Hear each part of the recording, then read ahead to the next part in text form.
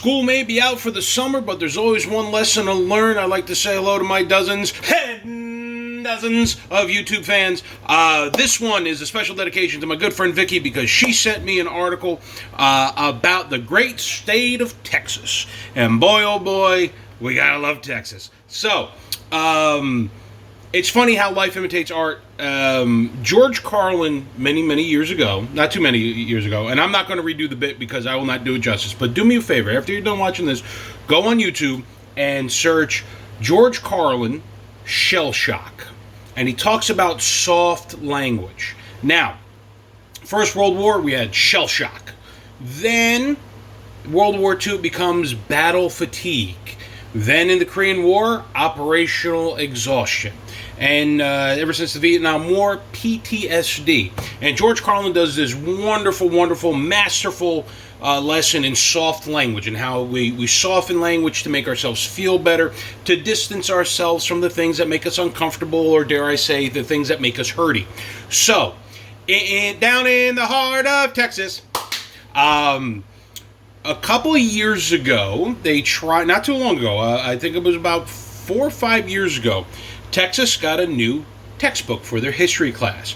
And instead of saying the word slavery, they opted to use the word indentured servitude, which are two completely different concepts. Although, I'm not justifying anything here, so nobody beat me up on this. I'm not trying to backpedal. I'm not trying to talk fast. There are some interesting talks to have about indentured servitude, how those people were treated, the terms and conditions of the contract. But basically, long story short, in exchange for passage to America, you signed a contract. Usually, the average term service of terms was 7 years, and you worked for a landowner. Not very economically feasible because after the person got their freedom, they worked off their debt. They got a portion of the landowner's land. Excuse me. And some of the conditions in which they were kept were bad, but not as bad as slavery, because indentured servitude was for 5, 7, 10 years. Slavery was for life. And a mother called the school out on this. I go, dude, this is bullshit. And she gave them a quick history lesson, and they went, oh, it was an oversight. Again, the history of this country. When we talk about race relations, when we talk about some of the pain that's still left over, and it is a deep, dense pool to get through, especially when we're talking about race, talk about slavery.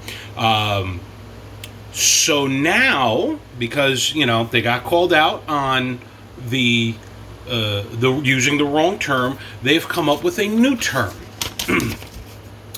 involuntary relocation.